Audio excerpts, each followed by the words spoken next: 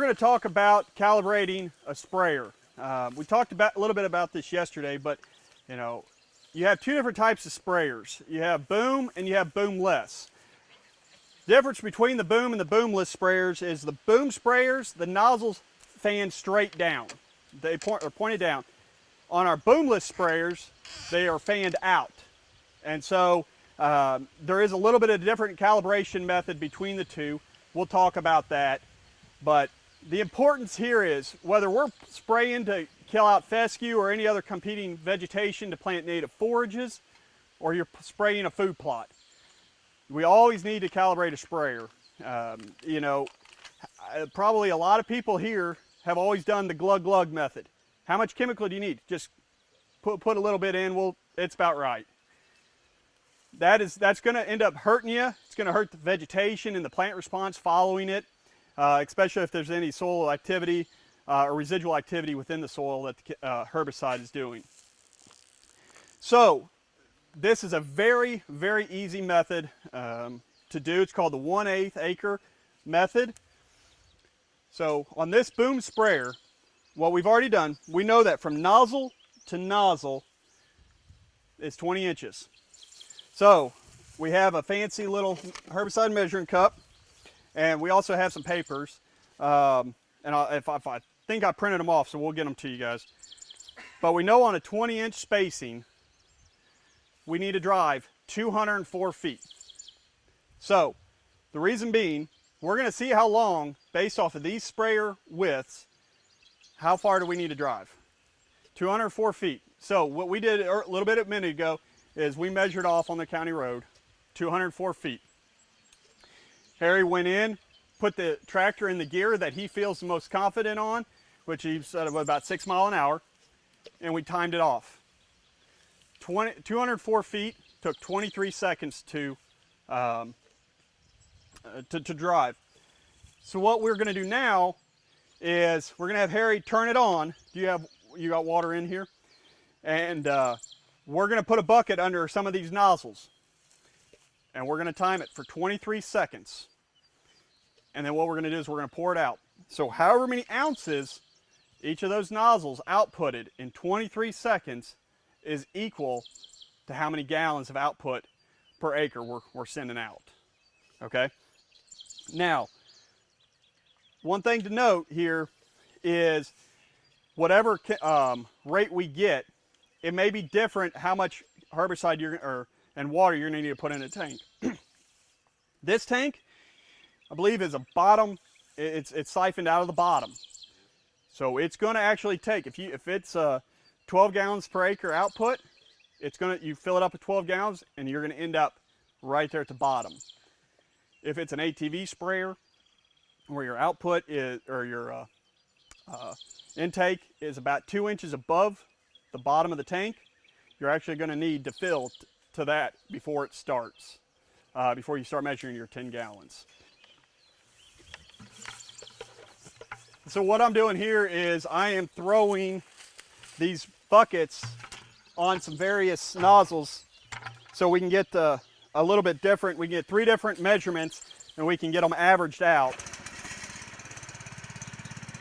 Let me get my fancy timer.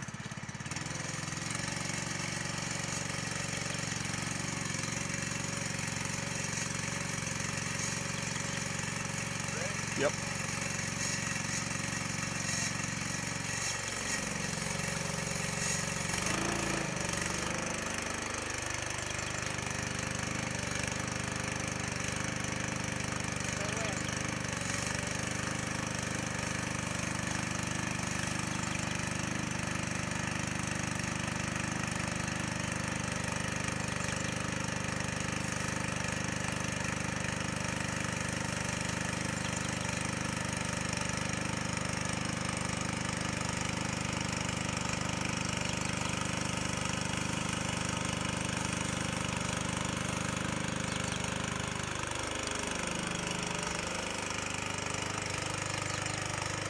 Yep. Not on the end. You got a bad read. Average it out.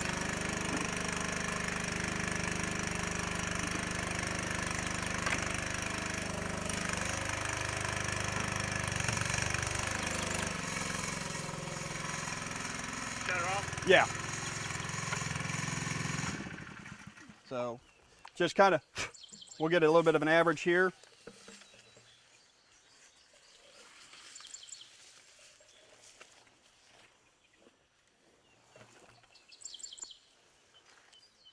Roughing it out, looks like he's somewhere around maybe just a little bit over 11 ounces. So that's about 11 gallons per acre out of that nozzle.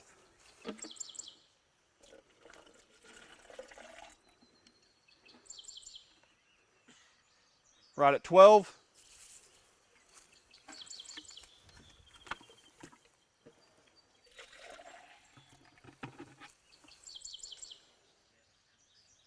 There's about 14, which you said that one was off a little bit. So we're going to probably say it's right around 12 gallons per acre output on there. Now, something we did not talk about is something you should be doing probably about once a year, maybe every other year, depending on how much you use it. Also, depending on, are your jets, are they metal tips or are they plastic tips? They're going to wear differently. But what you should be doing is going through and say for 15-20 seconds, putting a bucket under each single nozzle and seeing the output, writing it down. If any of those nozzles from the lowest to the highest is greater than 10% difference, you need to change out that nozzle. That ensures that we have good even coverage all the way across the boom when we're going across the field. The other thing, we know that this is about 12 gallons per acre output right now. What I would recommend is taking a magic marker, writing it down on the tank. What gear did you use? What speed were you going? How many gallons output? Because I can assure you probably within 2 weeks you're going to forget exactly what it was. And what that allows you to do is to know what it is. If this is 12 gallons per output, if your herbicide says it's 2 to 12 ounces for a Mazapic per acre, hey, we're going to go with a 10 ounce per acre. We know if we're going to do 2 acres, we're going to have 24 gallons of water, and we're going to have 24 ounces or 20 ounces of chemical put in there. Now we've calibrated. We know what we're putting down. We're confident in it. It also allows us, if a herbicide is out there that you need to have like a percent solution. You know how many gallons you're going to be putting out there. If you know that you need to have a percentage of going on 12 gallons per acre, you've calibrated. You know what you need to put down, and you're accurate in it. Because as with chemical, with misuse of the label, you can happen if you don't measure out correctly, or just simply you're wasting money. I mean, as expensive as chemical is getting, you're just wasting dollars putting it out there if you're not using it correctly. So read the label, follow the label accordingly, and have these measured. It's a very simple project to do.